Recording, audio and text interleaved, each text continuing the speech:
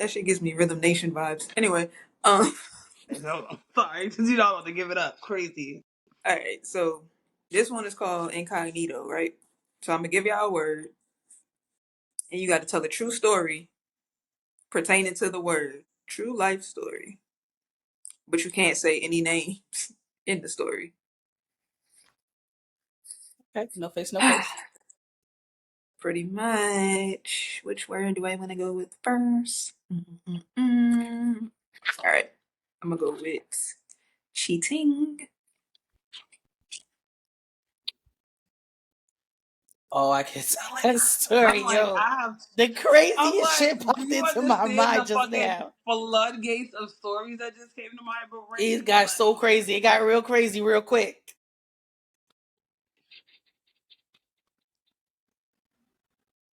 Oh my God, you trying to have somebody catch me outside with the hands. My God.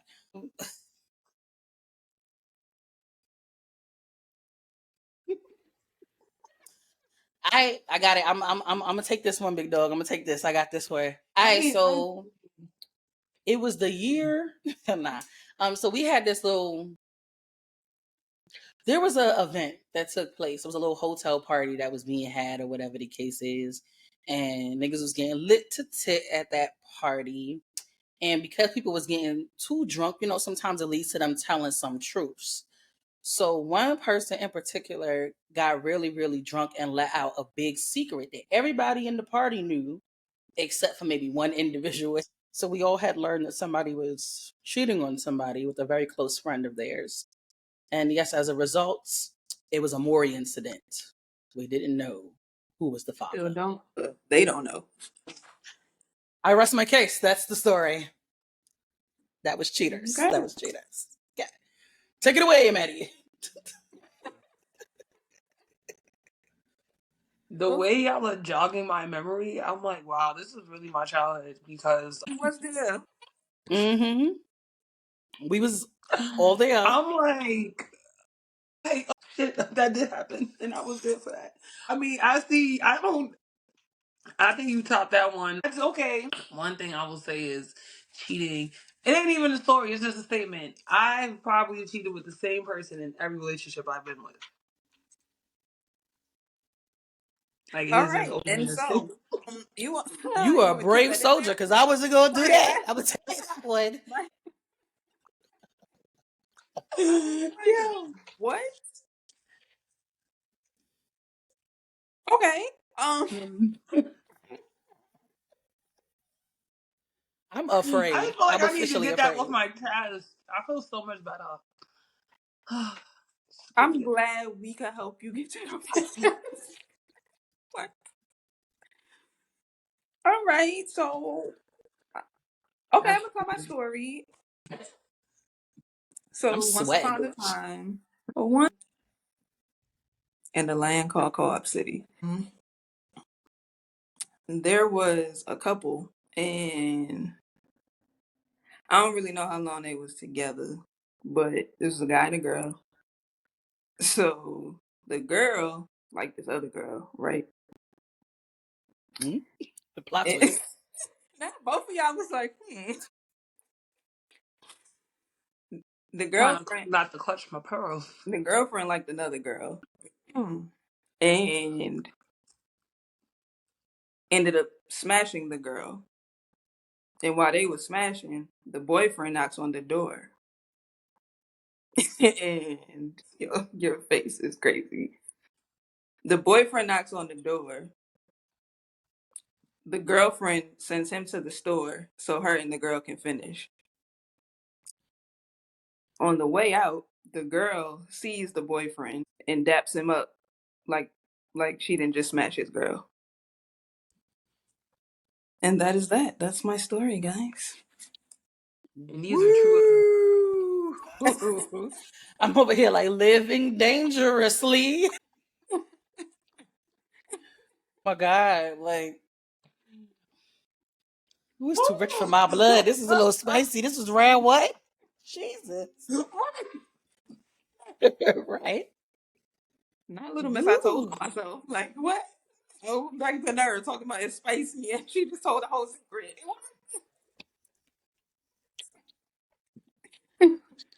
need to light a blunt after that one. That was I crazy. said, I was like, woo, I was there for the tea.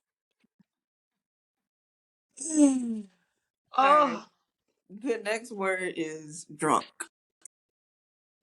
I got one. Wait, I got one. So there was a time that there was a friend of mine who had a birthday, and this friend was pregnant. So everybody's away at school. It's just me and one other friend. I invite this other friend out to this friend's birthday who is pregnant. So I'm like, yo, we gotta drink for her. We gotta get crazy, get turned up. Da, da, da, da. The last thing I remember is being at the bar and waking up at home. I wake up to a phone with a bunch of calls and texts like, hey, where are you? So and so can't find you. We can't find so and so. And I'm like, yo, that man rolled out of a cab and went somewhere. I don't even know. He done went and called everybody, talking about I'm lost. I can't find Maddie. I'm lost. And woke everybody up in the middle of the fucking night, roaming around Co-op City, screaming that he can't find me, and I'm in my house asleep. So that's my drunk story. Sorry, y'all. Oh my God. That was such a fun night. It was so much fun. But I just remember that man rolled out of the cab and I went home. Like, shout out to him.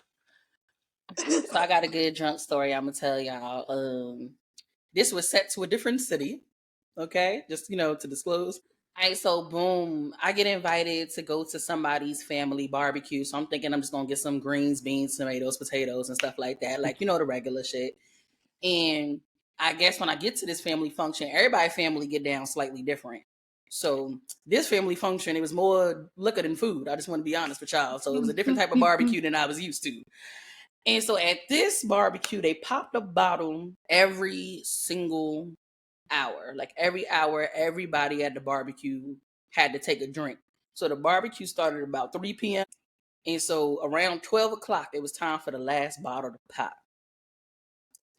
When that bottle of pop just like cracked open, that very last one at the midnight hour, somebody projectile vomited during the middle of the happy birthday and vomited everywhere in the center of the barbecue function while everybody was turning up. And then that person had to get put in the children's room for nap time because and safe to say they wasn't invited to any more family functions at that person's house. So yeah. Team drinking is very bad.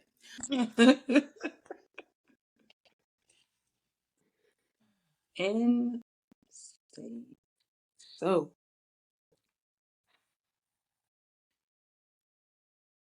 this took place at at somebody's homecoming. It was a usual pregame for a set certain amount of people. Um, these details are needed. Two of these people was gay as hell and liked one of these people at this party. Well, at this pregame. Um, but also these two people were siblings. The siblings liked the same person. Okay.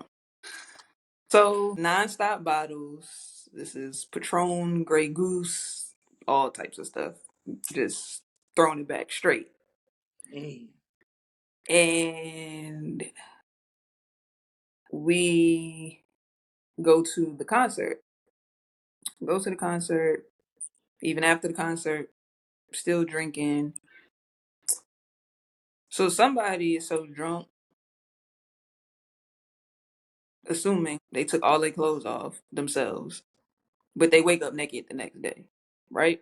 But the first thought in their mind was, one of them girls did something to me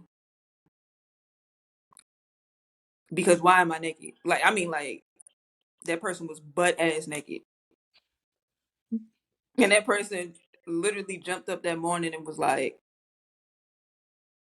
they said because one of them people that liked them was their roommate. It was like, yo, either you or your sister did something to me last night. Why am I naked? Person didn't remember taking their clothes off, nothing. Last thing that person remembered was watching the movie with all of us the night before. with the lights on, but woke up butt ass naked the next morning. Insane. I almost wanted to call SVU after that. I didn't know what was about to happen. Dun, dun. Right. Insane. The stories and events of this. Like, I was ready to be like, what? Yep. Woo! Oh my god, it's getting thick to y'all. It's getting thick. I'm like Oh, yeah. nervous. Jesus. All right. Here we go. Round 3. What did you saying? What was that? Second fight. That's it. All right. Round 3, fight. The word is Mount Vernon. Well, the place is Mount Vernon. I'm gonna let you guys take it away.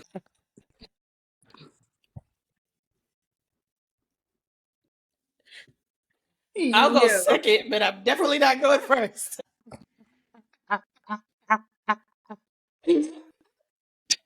Yo. And this is why I wanted to go with Holocaust because Oh my god. all right. So one day in the wintertime, probably like 10 years ago. No, it was a little more than that, probably like 12, 13, shit. More than that. Was in the land of Mount Vernon at somebody's house. And it's a whole bunch of people at this person's house. Old people that we used to hang out with. It's a mixture of guys and girls. And everybody started playing the game. And this game requires, depending on what you choose, for you might have to do something strange. And so the strange shit is happening all over the living room. And then the game died down. Thought it was time to go home. It was time to go home, so we thought. And then one of these people realized their phone was missing. And not like oh, my phone is missing, have you seen it? My phone is missing, all the guardrails come down. it's it's a wrap, nobody move. Everybody hold your hands up, I'm patting all y'all down. Everybody, like, it was like damn near like being strip searched. And this one just for like 10 minutes. Like, mind you, it's a whole bunch of people in this house that are, some of us are trustworthy, and some of us are with this person on an everyday basis. Still had to be strip searched damn near. And then, like I said, doors was locked, our rails came down. Said nobody leaving my house. I was like, what do you mean I gotta go home? I don't understand. My mom is looking for me. What? Nobody can leave the house. We was trapped in this house till about probably 3, 4 in the morning. Never got the phone back. Ended up finding out days later who took sis' phone, and it was none of the people that she's with on an everyday basis. But nonetheless, I lived through the Holocaust, and I lived to tell my story. Thank you. I'm a survivor. No, It was one of the most scariest nights of my life, guys. thankfully, I was not present for that event, but I was called to try to hostage negotiate. No, seriously, help us, Like, help me, Honestly, like, get us out of here. honestly, get your friend. She's buzzing. Yo, yeah. All right. So I feel like y'all was at this event, right? So it was Mount Vernon and it was like Freaknik Midsummer Barbecue. And you know, when everybody was cutting a rug and shaking something fast, like how we usually do. And then at this specific event, there was a balcony. It was this really, really, really nice party in this big old house that had like a porch balcony that overlooked everybody at the party. And because, you know, back in the day, everybody liked a good dagger. And that was a part of how we turned up. There was one big hefty fella, you know, little thickums. he felt like he was indispensable, that he can just dagger away, dagger at everybody. He was just daggering crazy. So there was one specific young lady who just happened to be very close to that balcony edge. And here comes Mr. Dagger himself. So when he daggered her, she flipped over the balcony and landed down in front of everybody in the center of the party, and she fell on her neck. And that's when the DJ yelled, "Party over, party done. We all got to get out of here. We all going to jail." Yeah.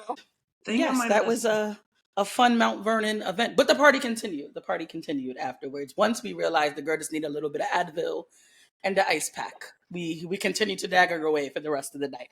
But my big man's, he was not allowed at the balcony again. Nah, I wasn't there. Yeah, I was about to say, I think I missed out on that one. Hell of a party. Yeah. Frightening situation, but hell of a I mean, my Mount Vernon story is real cute. I'm sorry, y'all. I keep kicking my cord. You know, back in the day, niggas used to have this little team and shit called GCL. We used to throw these little parties and shit at the spot at Mount Vernon. And I remember one of them parties. I forget. I think it was like a '90s party or some shit. And that was probably the most epic party niggas ever threw. I ain't gonna hold y'all. That party put me in a fucking hospital. That's the only reason why I'm telling that story. Like, now some things happened at that party that was a little crazy. But I'm gonna just say the party was so good that a nigga was laid up in a hospital the next day with bronchitis because niggas was like, I don't even understand how that shit happened. But some things happened at that party, and yours truly was probably going to go to jail that night. But the sickness saved her life from going to jail. And we won't leave it at that. We won't leave that. And then that a lesson from that is also don't mix your friend groups.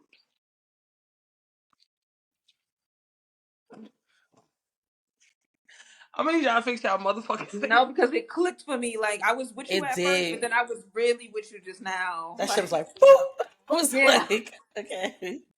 End Ooh, scene. child. End scene on that. That was a good one. I like that. Wow. Did you like that? Oh, That was fun. So we were Incognito, and we survived it. We survived it. Yeah, I mean, I had one more for the road if you wanted one. oh, let's Yes, do it. Maddie, Let's we do in the it. Let's do it. spirit. You still in the spirit? All right. 181. Boom, little bitch. Chill. Rakaka.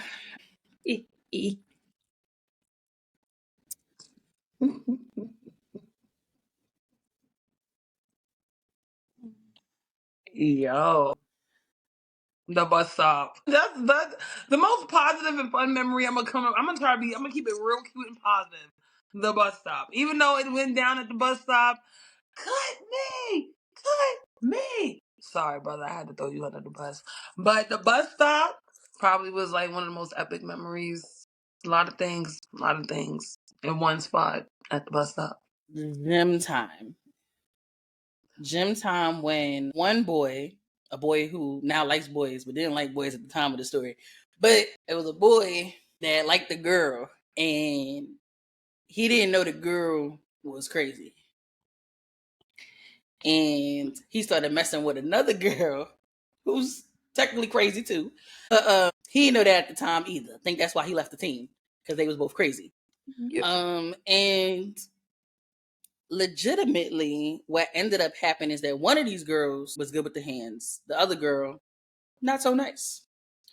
So the girl who wasn't so nice with the hands, she was like, I got like 10 minutes before this fight to learn how to square up. And so we figured we could give her a little bit of tutorials on how to roundhouse kick, throw a jab, punch, shift move, get your Evander Holyfield on. And we told the person, like, when somebody throws a punch, you got to go with a good block, right? And then you got to follow through. Unfortunately, the person got scared before the fight even started. So because they were scared, they threw the first punch. And we didn't train for that. We didn't plan for this person to get their Mike Tyson on. Unfortunately, the other person was certified nuts. And when they got hit, something must have snapped like a blood vessel in their brain. If they started to attack this person with every fiber of their being, I have never seen a situation. I am a grown ass person, and I don't think I ever seen anybody move the way this specific physicotic bitch moved. And in that situation, it practically took armed forces, security from both schools. Yo. And I pretty much had to jump on this person's back and plead and cry. Get up!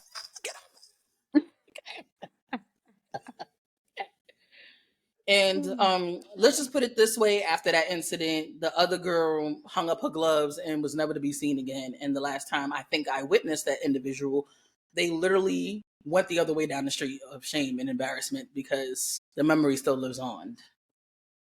Yo. Yeah. Can I top that? Let's see, I have a few. There is it was either sixth grade or seventh grade. Either way, the person was in our class, in both grades. And I mean, she's a mom now, but apparently she's living a straight life. But I remember her smashing this other girl in the bathroom in one of those grades, and claiming that that didn't make her gay or bi, but she smashed old girl, and I know you did. That was a plot twist. I know you did, and I understand you're a mom now, but it's okay.